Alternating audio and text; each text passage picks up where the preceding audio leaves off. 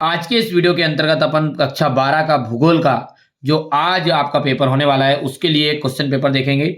यदि आपने इस पेपर को अच्छे से कंप्लीट कर लिया ना, इस पेपर में बताए गए क्वेश्चन को, तो ये समझिए चाहे आपके पास में सेट ए आ रहा हो चाहे सेट बी, 50+ नंबर आप आराम से कवर कर पाओगे। इतना रिसर्च के बाद आपको क्वेश्चन पेपर में दे रहा हूँ और इतना विश्वास के साथ बता रहा हूँ कि ये 100% श्योर आप 50 से अधिक नंबर इससे प्राप्त कर सकते हैं।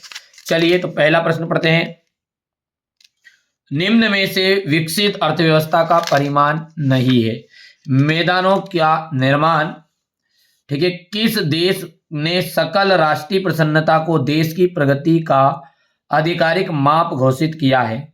तो भूटान। यंत्रीकरण का अर्थ क्या होता है? यंत्रीकरण का अर्थ होता है कि पूरी तरीके से कोई भी कार्य कर रहे हैं तो उसमें मशीनों का प्रयोग करें। ठीक है भैया। परमाणु ऊर्जा आयोग की स्थापना कब हुई? तो 1948 में हुई। निम्न में से किस भाग में नगरीकरण का स्तर निम्न है? पूर्वी मध्य प्रदेश इसका राइट आंसर रहेगा। द पॉपुलेशन बम के लेखक कौन है? तो द पॉपुलेशन बम के जो लेखक है एहरचिल इसके लेखक है। अब बात करें इंग्लिश मीडियम वाले बच्चों के लिए, तो यहां से आप बढ़िया से स्क्रीनशॉट ले लो, कंप्लीट करना है आपको। समय कम है, ज्यादा समय नहीं बचा है ना कि यार फालतू की बातें करें मिला जुला के। तो बाकी आप अच्छे से तैयारी कर लो, मैं कह रहा हूँ अभी भी मौका है, ठीक है, क्योंकि मैं फालतू चीजें नहीं बताता हूँ, जो बताता हूँ क्लियर नहीं तो बताता, इन्हें मना ही कर देता हूँ। मैंने ये नहीं कहा कि असली पेपर है, हाँ रिसर्चेबल है भैया, आगे आपकी मर्जी, ढूंढ लो, कहीं मिलता हो तो असली उससे पढ़ लो, नहीं मिले तो आखिरी एंड पे अपना जो कोचिंग एनसीईआरटी कोचिंग है, हारे का सहारा एनसीईआरटी कोचिंग हमारा, बिल्कुल निश्चिंत मत रहो। 10th में यदि आप इस चैनल से पढ़े होंगे तो आपको पता ही होगा। चलिए तो आगे बढ़ते हैं। जर्मन भूगोलवेत्ता राज्य या देश का वर्णन भौगोलिक इकाई के रूप में करता है। मैदान सुखद जलवायु, मैदान जो है सुखद जलवायु के कारण मानव सभ्यता के आरंभिक कालों में बसे हुए हैं और मैदान विश्व में घने क्षेत्र में बसे हुए हैं। लौह अयस्क के प्रगलन के लिए कोयला एक महत्वपूर्ण कच्चा माल है। विश्व पर्यावरण और विकास आयोग की स्थापना संयुक्त राष्ट्र ने की है।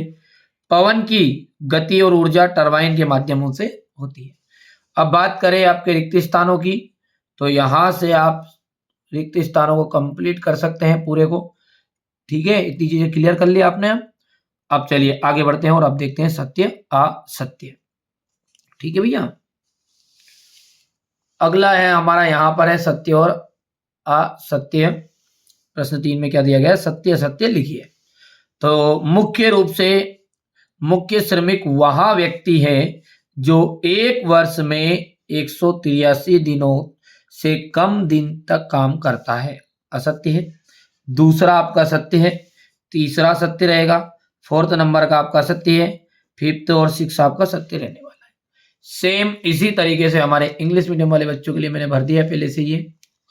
चलिए आगे बढ़ते हैं। परिवहन नगर का आपको मिलान करना है, तो परिवहन नगर का आपको सीधा मिलान करना है कांडला से, पहले या उसका सिंपल आंसर है।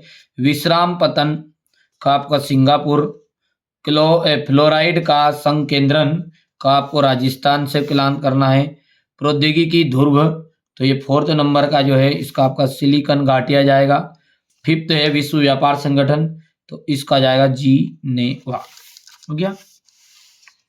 अब देखिए क्वेश्चन नंबर ये 3 का जो यहाँ पर मैं भर देता हूँ 1 3 2 6 4। अब है एक वाक्य में उत्तर, जो कि इस तरह है। कायिक घनत्व का सूत्र लिखना है आपको। तो कायिक घनत्व का जो सूत्र होता है वो है कुल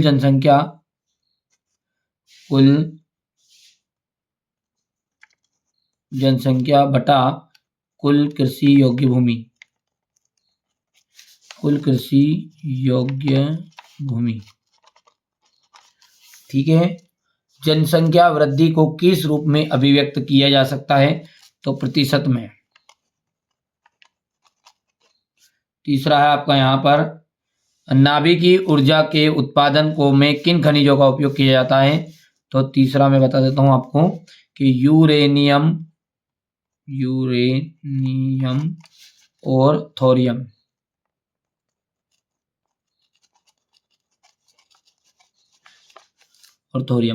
जापान का कोबे ओसाका प्रदेश के घने बसे होने का क्या कारण है? तो औद्योगिक विकास। तो 4th नंबर पर आपका जाएगा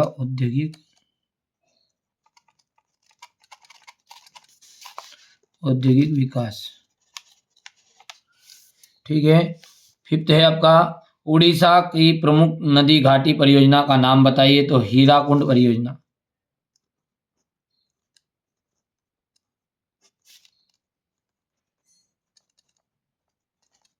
हीराकुंड परियोजना।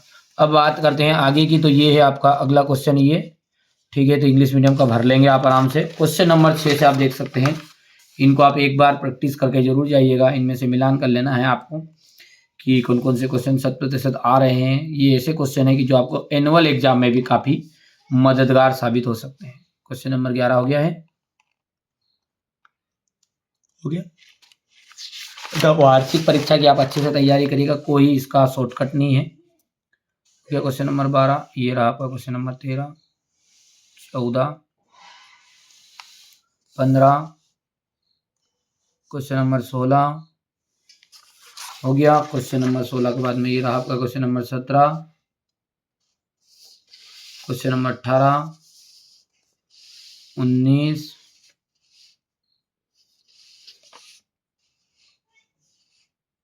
19 के बाद में ये रहेगा आपका क्वेश्चन नंबर 19 का अथवा ये आपका है क्वेश्चन नंबर 20 और ये यहाँ पर इसका अथवा। चलिए, तो इस तरह से मैंने पूरा क्वेश्चन पेपर आपको बता दिया है। सॉल्यूशन आपको जल्दबाजी में नहीं तैयार कर पाया, आप कर सकते हैं, बाकी प्रैक्टिस कर लीजिएगा, क्योंकि अर्धवार्षिक परीक्षा तो आपके केवल प्रैक्टिस के लिए है। ठीक।